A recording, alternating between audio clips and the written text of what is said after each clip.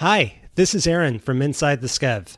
I hope you enjoy this next episode. If you want to listen live, tune in Sunday mornings at 10 a.m. to WCGO. That's 95.9 FM, 1590 AM, or WCGOradio.com.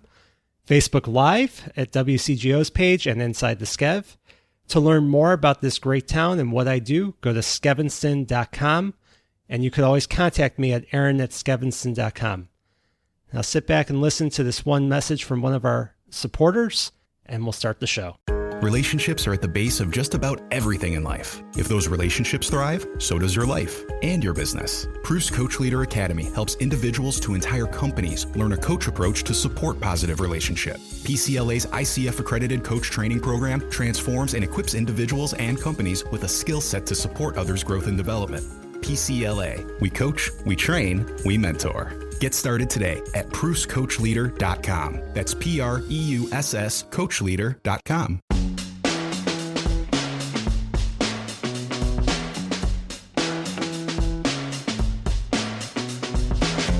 Welcome to Inside the Skev, and I'm your host, Aaron Masliansky. Today, I am really thrilled to be speaking with Cook County Assessor Fritz Kaegi.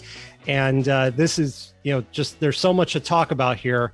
And just so everyone knows a little bit more who Fritz is, since assuming the office in 2018, Fritz has brought fairness, ethics, and transparency to the Cook County Assessor's Office with a vision focused on operational changes, technological upgrades, and the elimination of favoritism. We'll talk about how he has accomplished his goals, what property owners should know about the property tax system in Cook County, and how COVID is affecting property valuations. So, Fritz, thank you so much for being here today. I really appreciate it. Yeah, happy to be here, Aaron. Thanks.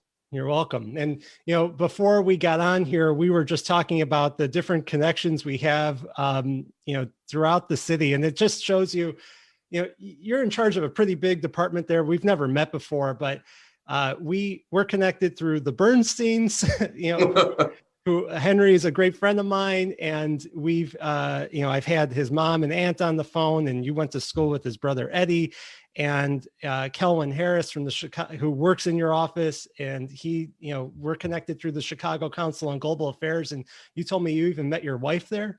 Yes. So, Chicago is such a wonderful a mix of all these different communities. And I grew up in another one of them, Hyde Park, which is a lot like Evanston. And the great thing about Hyde Park is, my dad was a professor at the University of Chicago. So I was involved in all the things going on with the U of C and met all the interesting people who were there.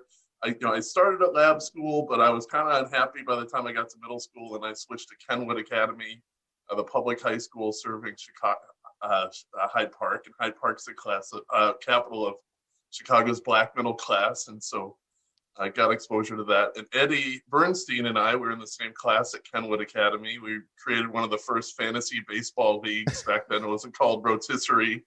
And we would always hold our draft in the Bernstein's living room with Eddie and his younger brother, Louie. It was a wonderful, wonderful place to be. And then, growing up in Hyde Park, I developed these interests in international affairs. I originally wanted to be a diplomat. And so studied Russian and lived abroad there for a while, and then got involved in the Chicago Council on Global Affairs, for whom I met my wife at a dinner for Russian speakers. Wow! And she teaches Russian, so this is how it all ties together. And actually, my wife, when she was growing up in Michigan, her pastor was Dean Francis, who became the pastor at First United Methodist Church in Evanston. And so when our kids were young, we were going up there. We became members there. And that's one of our ties to Evanston. The other tie to Evanston I thought I'd mention is that Rebecca's family, a lot of them have gone to Northwestern, and one of her relatives, his ashes were buried under the baseball field.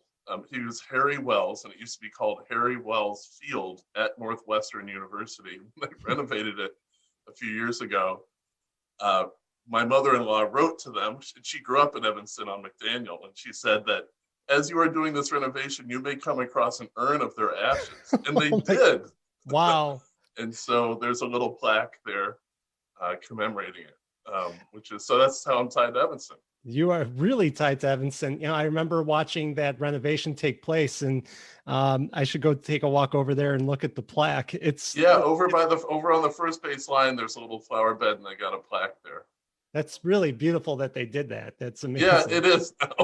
The baseball field used to be named Harry Wells Field, but as things happen at universities, when they get a new donor, they rename it so now it's some other person's name, and then there's a little Harry Wells field plaque there too. At least he's got something. All right. Yeah, it's all right. He'll be okay, I think. Yes, it's just fine. Yes. It's funny, by the way, with the council and how you met your wife at one of the events. I did an event there, and we'll get to the assessor and everything. Yes. But there's so much to talk about. I interviewed Richard Longworth, who is one of the senior fellows at the council. Yep. This is a couple of years ago, and we were talking about the history of the council. And he was talking about how the Young Professional Network was all about, really, in many ways, yes, it's learning about these things, finding people who have similar interests, but a lot of people met spouses there. Yes. And there is a great example. So I'll have to share that with him. Absolutely. We're really lucky to have it. The Chicago Council is one of the biggest organizations of its kind in America. It's a really special thing. Oh, it's been a wonderful thing. I agree. It's an asset for this community. But to get back to what you do and the role of the assessor, I guess what is your job? I mean, do you set the taxes, or do you look at every single property and figure out how much it's worth? Tell us a little bit about that. Sure. Our job is to figure out what the market value is for every piece of real estate in Cook County. That's our job, basically. We also add on. Are there? Pardon? How many properties? There are close to 2 million. There's 1.9 million parcels in Cook County. It is the biggest market-based tax jurisdiction in the United States. Los Angeles is a bigger county, but they have Prop 13, and like the assessments are frozen in amber. Whatever you bought it for is what it's assessed at. Here, we are the key standard for fairness in our property tax code is market values, because the way we fit into the property tax system is that you have taxing bodies like your school districts in Evanston and Skokie, your municipality.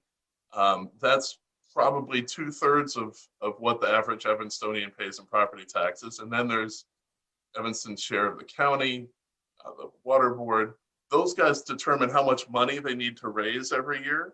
Mm-hmm. And then that is divided up amongst all of the property owners on the basis of their share of total market value in Evanston and Skokie. And so our job is to figure out what things are worth. And the key standard is market value, because that's what's the standard for fairness set up in the property tax code. So obviously it's impossible for you to go to each property, right? There was 1.9 million properties. So how do you determine what they're worth? And is it different for residential and commercial? So the way we basically, if you look at the beating heart of our office, is what we call our valuations group. And they have two different functions.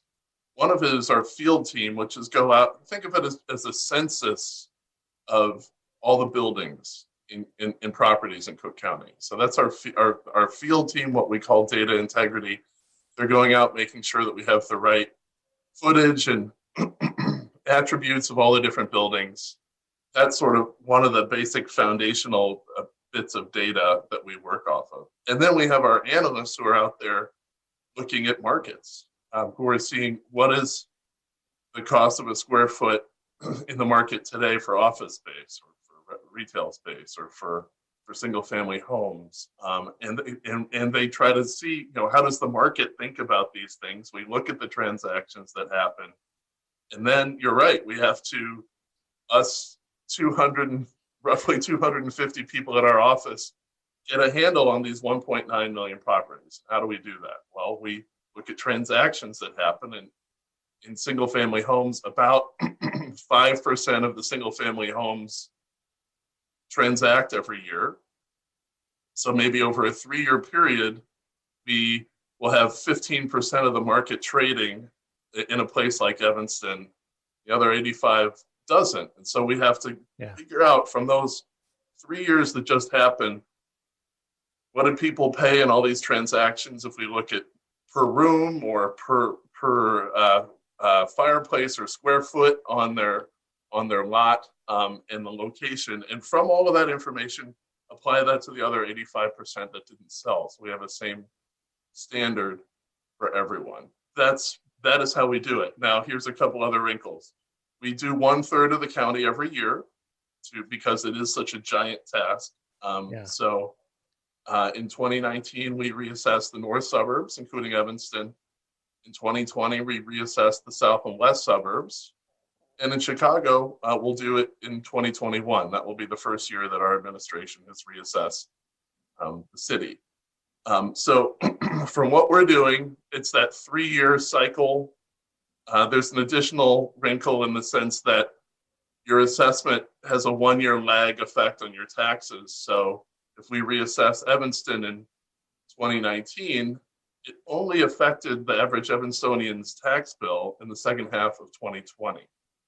Right, so and that's something that's here, hard for people to figure out because it's in arrears. I always try to educate my clients about that and about how tax prorations work, but it's because of this, because it's in arrears where the bill comes out the year later for the year prior. And there's a quirk in history that the reason why that exists is in the Great Depression, it was so catastrophic that no one paid taxes 1 year. Oh my God. In like 1933 or something like that, because all the banks went under. I mean, it was a real catastrophe. And so basically Illinois has never caught up since then. It's always been 1 year in arrears. That's why it is, believe it or not. That's interesting. And, you think about other things and we're going to take a short break in a moment, but, you think about the 2008 crash, you think about what's going on now with COVID and how that is going to affect things with valuations and how that translates into changes in your property tax bill. And I even got a letter here from you the other day that I want to just go straight to the source and ask you about. So we're going to be coming back just shortly here. We're going to talk a little bit more about your background and why you chose to be to run for this office and what you're doing to clean things up and make it more transparent and equitable. So everybody, just stick around here and we will be back shortly. Hi, I'm Aaron Masliansky, longtime Skokie and Evanston resident, host of Inside the Skev, and local real estate expert. As a community connector and realtor with Dreamtown Realty in downtown Evanston, I know firsthand what makes the Skev such an amazing place to live. When I'm helping my clients buy and sell properties inside of the Skev or out, I'm doing it with the best technology and support team behind me at Dreamtown. During the pandemic, I've been able to help my clients seamlessly stay on track with their home search. From immersive 3D Matterport tours, professional photos, to virtual open houses, my clients can find their homes safely and comfortably, and even from their couch. When you're ready to make a move, know that I'll be here to help. You can always find out more about me at skevinston.com/real estate. Again, that's skevinston.com/real estate, or email me at aaron@skevinston.com.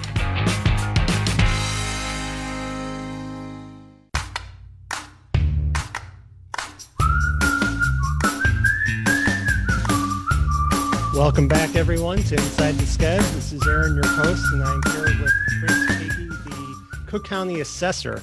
And we were just talking, about Fritz's background and our connections here within Chicago.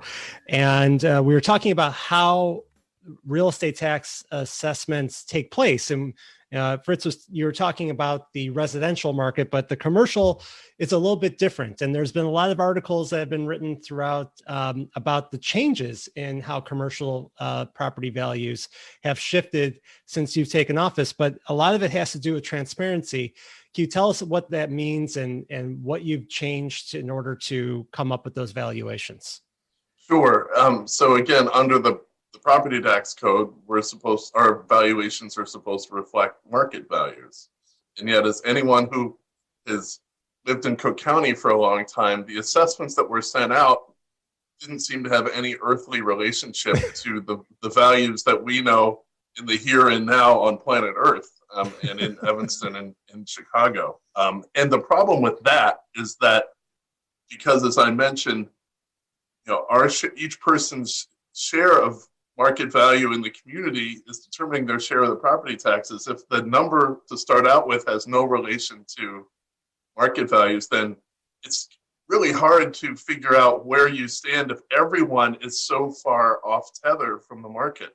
And that was particularly true of commercial properties. There are so many different examples that you could come up with. I mean, for folks who are in Evanston, many people are familiar with the Hotel Orrington. Yep. When we came into our reassessment, it was assessed at $16 million in market value, but it had a mortgage that was over $30 million, and it transacted for well above that amount.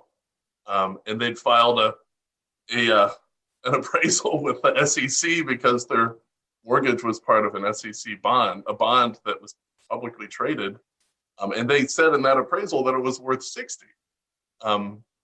So this is how things can get so far off tether. And when that property is off tether, all of our assessments are interconnected, right, in Illinois. How one property is valued affects you, Aaron, even if you don't own that hotel, because if their share of the total market value that we're basing everything off of is so low, then everyone else, your neighbors, are making up the difference. So and basically, I think a lot of the criticism comes from the fact that people totally acknowledge that the old assessments didn't reflect market value and were way off. And people don't even really argue with the numbers that we use, because the numbers that we were using pretty objectively reflect market prices that are paid, and market numbers that anyone can look up. And what people didn't like was that their assessment went up. Right. Nobody likes that. Right. But what I'd say is that this is the way we're supposed to do it on the law, and it's the only way to be accountable and transparent, because what we're saying is we're using market values in our assessments, and if you disagree, show us how we're off, how our market value is off. When you have assessments that are completely off in a completely different place, how do you know where you stand? How can anyone evaluate the job that the assessor is doing? And I think that's what made people so frustrated with the old system. Well, right. It's not tethered in reality. And what's funny is I was talking to my son, Joey, about this interview earlier this morning. And I was telling him what the role of the county assessor is. And he said, well, is it possible for like somebody who has like $100 million house to like get assessed at, and my son's 10. So like, this is new to him. And he's like, is it possible for someone who has like a big mansion, like $100 million mansion, to get assessed for like $100,000? And I said, well, yes, that doesn't really happen as much. But when you think about big properties in downtown Chicago or other places that were being assessed at values that were maybe half of what they actually are in the market, like between 150 million to 300 million, you really were dealing with things like that. So yeah. and these have real dramatic implications for people. I think if you look at Evanston, we actually had a study done by the International Association of Assessing Officers, which is like the gold standard in the world of assessors. Like, they're the best. And we had them look at every transaction that took place in the commercial space in 2018. And they found dramatic underassessment of commercial property across the whole county. So in Cook County, the average assessment was 40% under what the property was bought for in 2018. In the city of Chicago, it was 50%. In Evanston, it was worse. It was under Wow.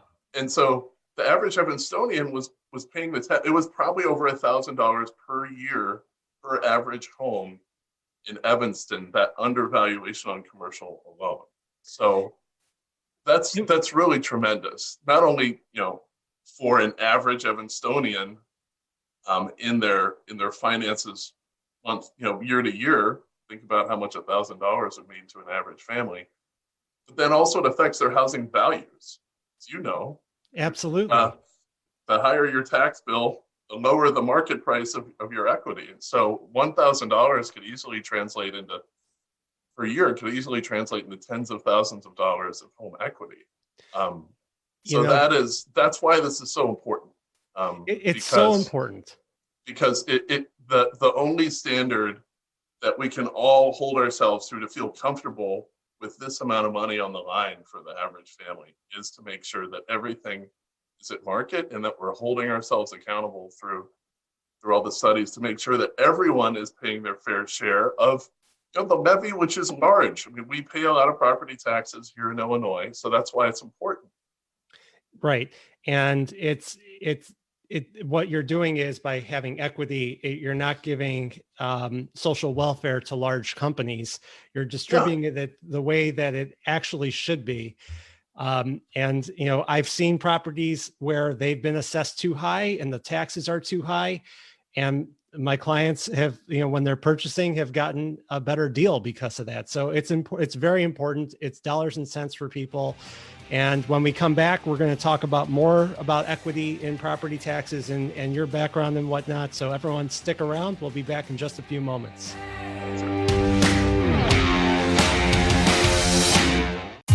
Recognized as the third largest Holocaust museum in the world, Illinois Holocaust Museum inspires people of all ages to take a stand against anti-Semitism, hatred, prejudice, and indifference. An award-winning and world-class attraction, the museum has a fantastic slate of engaging virtual programs, including discussions on social justice topics, film screenings with talkbacks, lunch and learn sessions with scholars, authors, and experts, and more. There's truly something for everyone. Tickets for virtual public tours of the blockbuster exhibit Notorious RBG, The Life and Times of Ruth Bader Ginsburg, are available now through February 20th. And speaking of inspiring pop culture icons, on January 21st, you and your friends have the opportunity to test your pop culture knowledge during the virtual event Take a Stand Trivia, hosted by the museum's Young Professional Committee. Thanks to Let Us Entertain You, this event can be transformed into a dinner party with food and cocktail kits available for curbside pickup in the city and suburbs. Visit ilholocaustmuseum.org for more information. Mortgage rates have reached record lows recently. If you see homeownership in your future, the future is now. Think of Beth Lewis at Cross Country Mortgage as your personal mortgage shopper. She'll sort through racks and racks of home financing options until she finds exactly the right style and fit for you. She'll get you pre-approved to give you an advantage over other buyers, and she'll close your loan quickly with a highly efficient process driven by advanced mortgage technology. So far in 2020, Beth has come through for over 680 individuals and families who needed home financing. Beth will be here for you too, because helping people get mortgages is what she does best. Visit BethLewisTeam.com to get started. That's BethLewisTeam.com. Or call 847-274-9745. That's 847-274-9745. Cross Country Mortgage LLC, NMLS 3029, www.nmlsconsumeraccess.org. Equal housing opportunity. Illinois Residential Mortgage Licensee.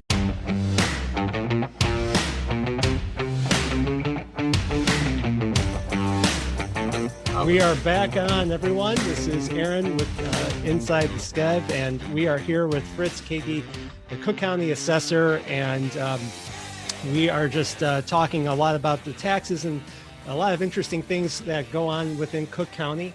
And just before we start talking again, I want to give a shout out to my cousin whose birthday is today, Efrat. Happy birthday. And my aunt Nakama is tomorrow. So if you both are listening, I hope you are. I want to wish you both a happy birthday.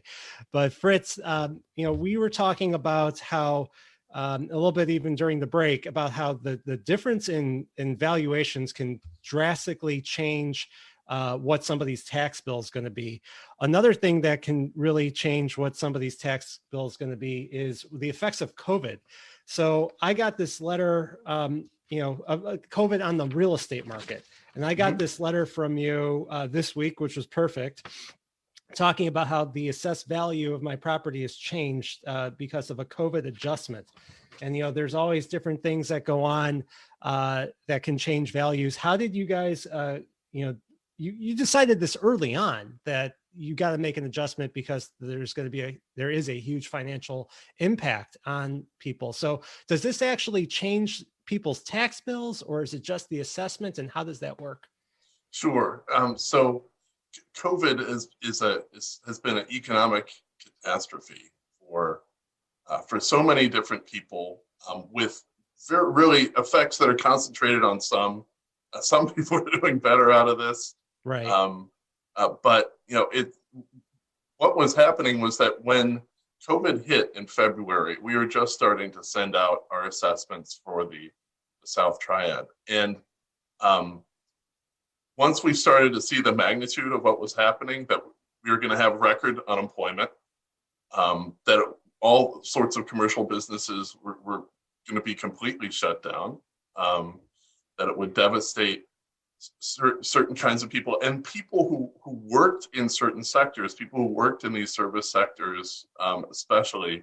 So we said, we know that in our property tax code in Illinois, there's a natural disaster clause that basically allows assessments to be done after the January 1st date that we normally would do it. Normally our assessments, we do it on your value as of January 1st, but because there was this natural disaster declaration with such an epic impact, we said, look, if we don't do anything, there will be some who can use this clause in the property tax code to reduce their assessment because of the impact of COVID. But the majority of people don't know how to work this system. And they would be disadvantaged by that there would be one group that would be having assessments that more reflect the massive impact of COVID, but nothing for everyone else. And they'd be picking up the tab. And we said, because the impact is so big, because we do have some data on this, we can do our assessments as of the natural disaster declaration date, and have that incorporated in people's assessments. We had until about the end of April until it would have been all the tax schedule would have been thrown off. So we had to call this as of the end of April. And what we did is we looked at all sorts of different data that we had. We actually had more commercial data than residential data, which is kind of the opposite of the normal case. But on the commercial side, we could look at all the different public capital markets. There are instruments that trade that can tell you what the market thinks the impact is on office, on retail, on self-storage, on gas stations, on theaters. There's really an amazing diversity of these concentrated instruments. And we could say, okay, the market's saying the impact of COVID on office space is 10 or 15%. And on apartments, it's 5 or 10%, or warehouses, it's 5%. But on data centers, there's no impact, actually higher. Right. But on theaters and hotels, down 25 or 30. So we had that. On single family, there are some instruments that trade that are single family homes, the big portfolios of single family homes. These are actually the biggest owners of single family homes in Cook County. We could use that. We could use past experience, what happened with the downturn in 2008. Our federal regulators use unemployment models to say if there's a change of unemployment of X, then house values should go down by X. And then what we could do is we could look at the structure of employment in different parts of the county. Some parts of the county, employment is all in service industries, and those would be some of the most impacted by COVID. In other parts of the county, there are sectors that wouldn't have been impacted. So we had to put this all together, make a call as of the end of April, and that's what we did. And so the letter that you got, that everyone got in Cook County, reflects those adjustments. So for residential, the average single family home down 8 to 12%. For 2 to 6 flats, adjustment was a little bit larger because there's more economic sensitivity of renters in those kinds of buildings based on all the data that we have. And then for commercial, it was a pretty wide range. But the additional factor that makes it complicated is we had to look at the starting point for those assessments. And that was particularly difficult in Chicago because, as I mentioned, the assessments were quite under-assessed to begin with. So that's how we tried to process the impact of COVID, but we wanted to get ahead of it. We wanted to be on top of it because that work that we did, that we worked really hard on through April, that will impact people's tax bill in second half of 2021. If we didn't do anything, there would be that unequitable impact on people in 2021.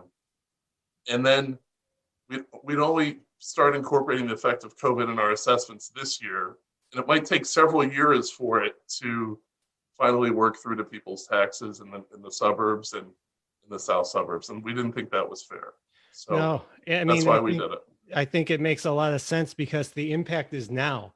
And, for some people, valuations have gone up for residential. But there's plenty of areas, like you said, where you're taking the indexes of where things are changing and it's transparent. I think that is so important. You talk about the process. I bought my first property. I was a young man. I didn't really know much about property taxes. And a few years after I had owned it, somebody said, "Oh, don't you have your homeowner's exemption?" I'm like, "What's that?" And I worked in real estate. I was working for a developer, but that wasn't the area that I was really thinking about or working on. And I had to go back and I, filed for certificates of error, and I got a bunch of money back because of that. And then later on, hired real estate attorneys to help appeal my taxes. But, it always like an unspoken thing. You got to have an attorney in order to do the appeal. You've changed a lot of that and are making it easier for people to understand what their assessments are. And if you're a senior, things have changed. Can you tell us a little bit about that? Yes. So many of us who grew up in the Chicago area, there's something where if you reach a certain age, someone who loves you takes you aside and says, "Look, here's how this system works. Their assessment that the assessor sends you, you don't know what number it is. You don't know if you're getting a fair shake. You're going to be screwed if you don't hire a lawyer through some hinky process. They get it reduced. And if you don't play along with that, you're a sucker." And this was a conversation that my dad had with me when I got to the age where I might have a house. And this is what a lot of us grew up with. And what we don't realize is this is so incredibly anomalous in the United States. We're one of the last places where, in many other places, used to have hinky systems sort of like this, but we have changed it. So the first thing is we have to make sure our assessments at the outset are accurate, because the standard we hold ourselves to is how are we serving the average person who does not appeal? You should not have to appeal your assessment. Like you should be able to expect as a Cook County property owner that we are doing a good job getting that right in the first place, as is done in the rest of the country. So that's one. Mm-hmm. Two, if your assessment is off, because we are 250 people trying to assess 1.9 million properties off of data that might be really old or inaccurate, we don't know some of the unique circumstances of your home. It is 100% certain that you know more about your house than we do. And what we know may be 30 years out of date. This is really important to make sure that we've got it right. The key thing is you do not need a lawyer to fix this, because you are the expert on your own home. Why would you want to pay someone else money to tell them about your house?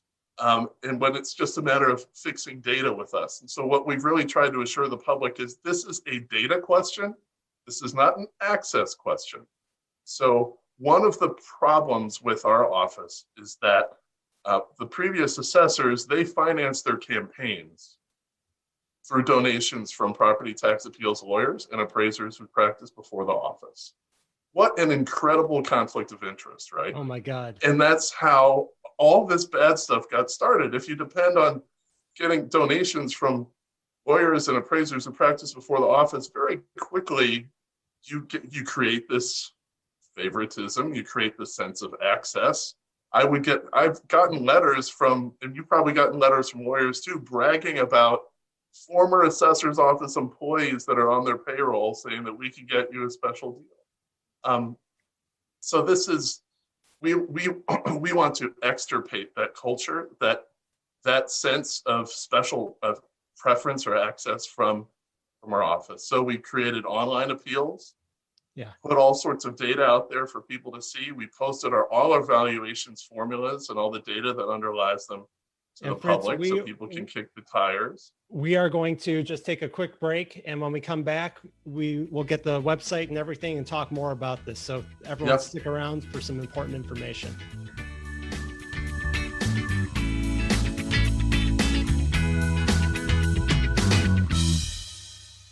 Moving day is a happy day, but how can you be sure all of your stuff will get to the new place in the same condition they left the old place? Upgrade your experience to First Class Moving and Storage. You'll get a team of professionals who treat all of your belongings with care and have the right tools to make the job go smoothly. They even offer a full packing service. Upgrade to First Class Moving and Storage. They're local and independently owned. For more info, visit the website at firstclassmovers.com. That's the number 1, stclassmovers.com.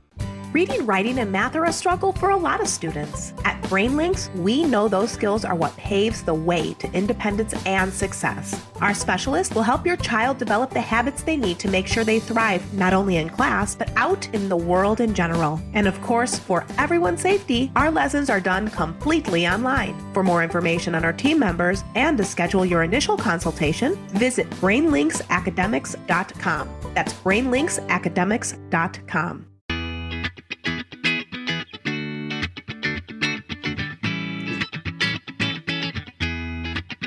This is Aaron with Inside the Skev here with Fritz Kaegi. And Fritz, we were just talking a little bit about how people can go about getting their property bills or property assessments reassessed or appealing, and how it's changed, where you've made it easier for people to be able to go on and do that and file for exemption. So, just so people know, what is the website that people should go to learn more to do that? Yes, so you can go to cookcountyassessor.com, and then on the site there, right at the jump page, you can put in your PIN, or if you don't have your PIN, that's your parcel identification number. If you don't have your parcel identification number, you just press a button and put in your address, and you can do that for any home. So you can see how you're assessed and how your neighbors are assessed, and compare. Then furthermore, you can now, starting last year, we put into place technology that allows you to file for your exemptions online through DocuSign. That was really heaven sent because of the impact of COVID. Can you imagine what it would have been like if we had hundreds of thousands of seniors and others coming to the office in the middle of COVID just to file paperwork for their exemptions? And that's the way it was before when I came into this office. It looked like the scene at the end of the Raiders of the Lost Ark with all those boxes. We were inundated with paper. We had 600 tons of paper just in 1 year's worth of appeals when we came in, sort of the physical embodiment of what was wrong with this. So we worked really hard on making sure the assessments are right. On the website, you can go and see how you're assessed. You'll get a notice in the mail too whenever there's a reassessment. And you can see, and the key thing to look for is the market value that we've estimated. Does that jibe with what you know your home to be worth? Most people have a pretty good idea of what their home is worth in the market. And just to compare it, if we're within 10%, we think we're doing pretty good. But of course, you might think differently. Right. And one thing is like, for people who are listening, if you've worked with me and you get your tax bill and you have a curiosity of if it jives with the actual reality, realtors and different people in the area have a good handle on it. So I imagine a lot of your public interface with the community engagement is to work with those professionals and get that knowledge on the ground, right? Well, yes. Yeah, so we have a really hardworking outreach team that gets out. We try to get out to where people are. So if we, during COVID, we had lots of virtual outreaches through Zoom, where I was personally present. I had one wonderful outreach team that does this too, helping people understand the system, understand the process, how they're assessed, how they can appeal it if they don't think they've been assessed fairly, how you can make sure you do have the exemptions that you're entitled to. You mentioned you didn't have a homeowner's exemption on your home. They're like something north of 20% of single family homes don't have a homeowner's exemption. So we work really hard to make sure that people do have a homeowner's exemption there. People should know that if they haven't had a homeowner's exemption, they can file for something called a certificate of error to have retrospectively that given to them, and then they get cash back for the amount of property tax that they overpaid. So these are all important things that you can do on our website, cookcountyassessor.com. You can talk with our outreach team. We worked really hard to reach people during COVID. The office downtown is closed, right, and in Skokie is closed right now to be safe, but we will have a period for people to schedule visits if they need to come in person at the Skokie and the Chicago office, as you know, people will get their first property tax bill from the treasurer in January, and people apply for that. The other thing that we've done, Aaron, that people should know is that it used to be seniors had to reapply every year for their senior exemption to basically recertify that they're still over 65, which is, you know, why would they do that? I mean, none of us are getting any younger. Yeah. This was something that was a source of constant frustration. We worked, and the reason why, I guess, was folks in Springfield didn't think the assessor's office could stay on top of whether people were still alive or had moved. And in this age, if we can't do that, that is a disgrace. So what we did is we talked to the leadership in the General Assembly. We said, look, we can, in this era of big data, we can do this, and here's how we can do it. And we worked with them in writing in the legislation. We worked with our sponsors, Fred Crespo in the House and sponsors in the Senate. We got it passed. So now senior exemptions automatically renewed starting last year, and that saved hundreds of thousands of seniors from having to fill in paper forms or go into our office last year during COVID. It continues this year. There's some other exemptions that also auto-renew because of COVID. Folks with disabilities, veterans with disabilities, and the senior freeze. And so we're trying to react to COVID and provide lots of resources online so you don't have to come in. Well, it's amazing that you could do it online. I remember, like, and if you're, by the way, if you're a homeowner, do you have to file every year for your homeowner's exemption? You do not. The homeowner's exemption automatically renews, but you should always check. There can be some things that might cause it to fall off. Where if it looked like in the data that if you refinance your mortgage, sometimes in the data that can look like you moved. Yeah. So you should always just check and make sure that your homeowner's exemption is automatically renewing. We work really hard to make sure that it does, but you should always just check. Well, it's super important. And I love that it's all online now, because it was something where you'd have to go get it notarized, and then, or you go into the county building and deal with it. And, you know, it was an experience for me back several years ago to go and file for all these exemptions and go, you know, it was almost like a court type of thing to go and appeal and file in the certificate of error. And it just seems like you've joined the 21st century. Well, it is. I have a little story. You know, there was right when we came into office in December 2018, there was a conference of assessors around the United States that was here in Chicago. And I wanted to I brought in the Dallas County Assessor, who's the assessor of one of the biggest counties in the US, just to show him, because I was appalled at the amount of paper. And I just wanted to show him and say, I got to show this to you. And so we brought him to the 9th floor where our analysts sit. And he saw these 600 tons of paper, and he got his phone and, you know, showed it around and called his friends, hey, y'all, look at this. And it was basically, he said that this is what our office looked like in the 1980s. But now we've really made a big tech transformation. We don't need that paper. All those appeals now, and you know, those appeals that came in, they were filed in the order they were received. So if we wanted to get useful information out of those paper appeals in Evanston, we would have literally had to go through thousands of boxes. Can you imagine? It's crazy. Well, there was no sprinklers in there, so the digital has made it much better.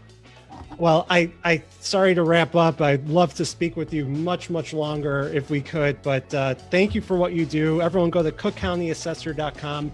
Stick around for the Fred and Hannah show. I will actually be on at 12:06, so listen then. We'll talk about this conversation, and thanks everybody for listening, and thank you, Fritz, for your time. I appreciate it. Thank you so much, Aaron, and to the listeners out there. Thanks for having me. Thanks for listening to this latest episode of Inside the Skev. To listen live, tune in Sunday mornings at 10 a.m. to WCGO. That's 95.9 FM, 1590 AM, WCGOradio.com, or you can go to Facebook Live on WCGO's page or Inside the Skev. If you want to learn more about this great neighborhood or what I do, go to skevinson.com. And I want to thank every supporter of the show and all my listeners. Thanks so much.